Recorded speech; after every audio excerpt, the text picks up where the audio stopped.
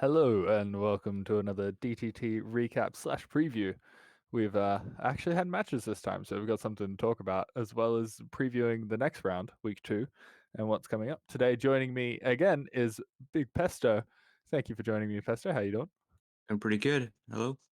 Hello, everyone. And and Insanity is on the camera. So let's get straight into things. Let's recap these first matches that we had. So first up, we had the Meow Masters versus Pretty in Pink with a scoreline of low rise 3-1 and rundown 3-2.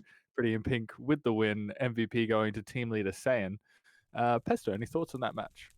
Yeah, I think I was commentating them. No, I was streaming that match. Yeah, it was a interesting match. Going to the tournament, a lot of people were kind of doubting Pretty and Pink just because a lot of the roster were elf mains and whatnot, but they come out and prove everyone wrong in the first match, being Meow Masters. So good on them.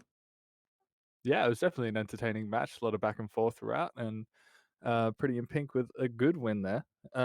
Moving on, the next match we had was Sam's Club versus the Bosketeers with the scoreline of low rise 2-1, Skyworlds 2-1, Sam's Club winning, but surprisingly close compared to what commentators were saying in CTF and around there. MVP was Zia for essentially picking up a free 10 credits at the end, not going to lie. Any thoughts on that match? I know it was a long one, Pester. Yeah, I mean, it was, a two-map game, but it was kind of close. I mean, there was a long stalemate on Sky Roads. I think two, actually, when I think about it. But yeah, Sam's coming up on top in that match, so good on them and good on Zia on winning her first player of the game.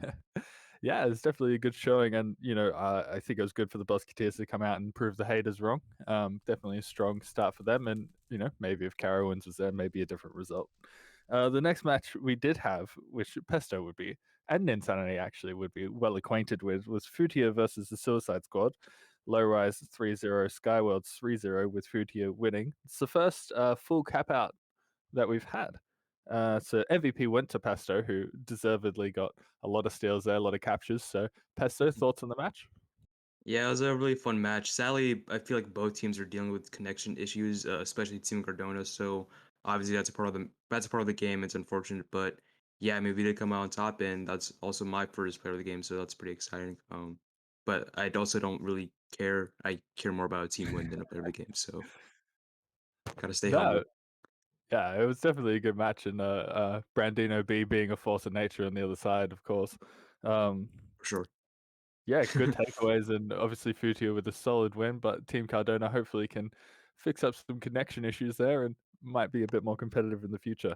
But Yeah. unfortunately, when you're down to 10-12, it's hard to keep keep Big Pesto from scoring, even if we've got legs out in front of Yeah, it's hilarious. him. So we'll move on to previewing this week 2 now. So start off with, we'll talk about the map. So first map we've got is American Fort 1, something that was made popular by CX a long time ago now. God, it makes me feel so old. But American Fort 1 is an interesting one. Definitely elf strong. Got a lot of sponges on the top of the flag room that can launch you over the mid. So, Pesto, any advantages to American Fort that teams might be looking to exploit throughout this week? I mean, just as you said, it's a really good elf map, so I expect a lot of teams running double elf if they can. It does make me excited to see if Pretty and Pink is playing. Oh, they're not. Ah, that's unfortunate. But yeah, yeah. I mean, honestly, I wasn't really around when American Four was played that often in comp. So I'm not really the one to say much, but from the sounds of it, yeah. I mean, as you said, it seems like a good elf map, so that's probably my takeaway from it. Yeah, sweet. I mean, it's a shame that Pretty and Pig, who has all those elves, aren't going to be there. Um, So moving on to what those 6 RNG'd maps are going to be for the loser pick pool, we've got Adrenaline 1, Castle Cavern 6, Skyworld 6, Pagodas 3, Forest of Rivals 2, and Blackout 2020. Those are the maps that the leaders can pick if they lose the first map. So it was something that we had to flesh out throughout the first week, but figured it all out now.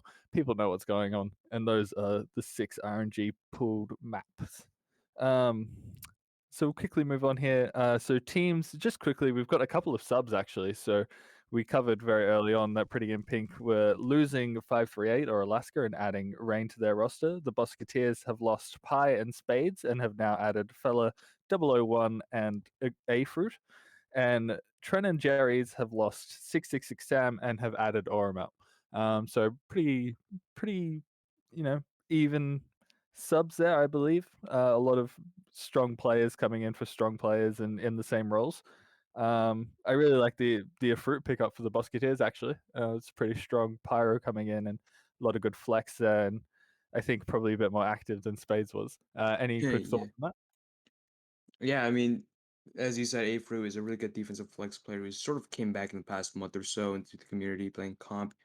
Pretty in Pink, losing Alaska is really big. I mean, that was literally his second round pick. But Rain last week did show up against the Miami Masters, and he was doing a lot of work on offense. So good to see him, still, after all these months of not being on CTF, still being really good at what he does, aka offense on capture the flag. So yeah.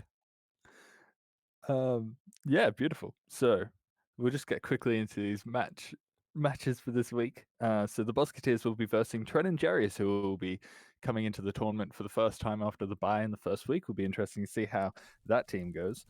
Suicide Squad is versing Sam's Club, and the Meow Masters versus Futia, meaning Pretty and Pink have the bye. Any of those matchups that you're really looking forward to, Pesto? Um, I'd honestly have to say Fudia versus Meow Masters. I feel like that's going to be a really even out match. I feel like after Fudia's big win against Suicide Squad, I wonder how they'll do against Meow Masters, and also Trent and Jerry's. I mean, they haven't, again, as you said, they haven't played week one, so I'm interested in seeing how they show up here in the tournament. As I said before, they're a sleeper team, and maybe you have your own opinions and whatnot since you're on the team. So yeah, I'm excited to see Trent and Jerry's as well. Yeah, I mean, I'm excited to play, and we'll see how we go. We've scrimmed Team Boss before, but obviously we ran tens in that scrim, so can't really take too much away from that, unfortunately. Yeah. Um, but no, it's a good round. I think coming up, I think we'll see potentially a nice redemption arc for the Suicide Squad coming in against Sam's Club. See how they go against that really strong roaming defense that Sam has, and hopefully there's a bit less connection issues throughout. But should be a good round all around. So Yeah. I guess we'll have to leave it there.